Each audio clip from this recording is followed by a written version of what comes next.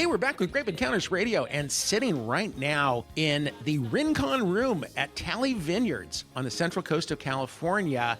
And I'm sitting with our good friend Brian Talley. We're talking Pinot right now. Well, and it's my favorite topic. I so know, I'm it's glad your favorite that's what topic. we're talking about. You know what? And the truth is, I'm sitting here and I'm enjoying some Talley Vineyard. I want to say Talley Farms all the time because you're not just a wine guy. You're a farmer. Well, man. and actually, that's an important point. Talley Vineyard sits right in the middle of a farm, and that's something that really influences everything that we do. And that's actually really critical with Pinot Noir. Pinot Noir, more than any other variety, really expresses its place. You had made a comment before that there's really a wide variation in the styles of Pinot Noir that one tastes, and that's a reason for it. I guess a critical issue is you have to be in a cool enough place for the grape to really retain its natural acidity. That's why the best Pinot Noirs in California tend to be produced very close to the ocean. So do you have any other places that you can recommend besides California? Well, the Willamette Valley is the best example in terms of a significant region where there's a good quantity of world-class Pinot Noir produced. But I think that, we're sitting here. This is coastal San Luis Obispo County. We've been producing Pinot Noir here for 30 years now, and it's just now being discovered. And again, it's part of this trend in California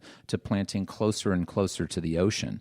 And so of our 4 Pinot Noir vineyards, they range in distance between 4 and 7 miles from the ocean. So would it be safe to say that if somebody was researching Pinot, apart from just trying to hunt down quality vineyards, would it be smart to look at a map? Absolutely. It would. And what would we be looking for on the map? Is it just distance? It's not just that, right? It has to do with how the air flows in and out of these valleys, right?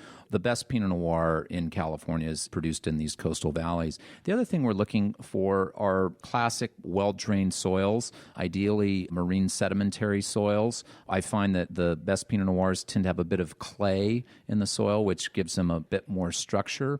Those are the attributes that we're looking for. Ideally, a calcareous character, a little bit of limestone in the soil. All right, so you just lost everybody now. Calcareous is basically limestone, and the best Pinot Noirs in the world, which historically came from the Côte d'Or in the Burgundy region of France, are all associated with limestone soils. So if you were shopping Pinots, would it be safe to say that when you go from region to region, we were talking a moment ago about the Santa Lucia Highlands, there's also the Santa Rita Hills, which if there was any place that popularized Pinot through the movie Sideways, that was it, because that's where the movie was set. So you've got Santa Rita Hills, Santa Lucia Highlands, you've got the Russian River Valley, you've got the Central Coast here, and a few other places. Could I sit down with you and pour a Pinot from each of those regions, and would you do a pretty good job of sorting them out in the blind? Could you do that? Not as well as I would like. It's doable, right? It is, absolutely. And very, very good tasters who are better than I, can do that.